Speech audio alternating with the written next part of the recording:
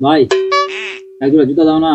ভাই শুনেন, আপনার পায়ের জন্য খুব ভালো জুতা আছে বুঝছেন। হুম। এই জুতাগুলোর দাম হলো দোকানে 3000 টাকা, হুম। কিন্তু আমাদের এখানে পাচ্ছেন মাত্র ভাই 500 টাকা দিয়ে, 500 টাকা মাত্র 500 টাকা। তিনটা দেখি ভাই। হ্যাঁ দেখেন দেখেন দেখেন।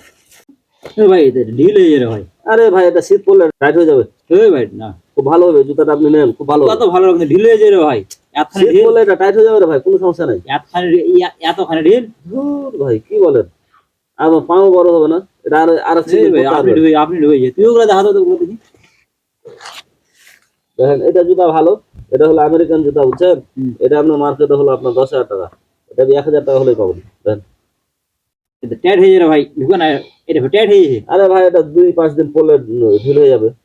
হুম, জুতাটা ছাড়বে তো, বড় হবে বড় হবে এ ভাই হবে বড় হবে বড় হবে, এটা বড় হবে। এটা 2-4 দিন পিনলে ফের ঢিল হয়ে যাবে, এটা ফের শীত পড়লে টাইট হয়ে যাবে, এটা কোনো কথা হলো রে ভাই।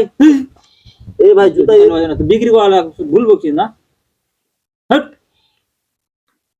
ভাই টাইট হয় তো, ওই মিয়া, এটা টাইট হবে, এটা ঢিল আরো হবে, আমরা একই বেচতে হিসাব। না। বিক্রি করা কাম না, বিক্রি করে দিলে হয়ে গেল নাকি?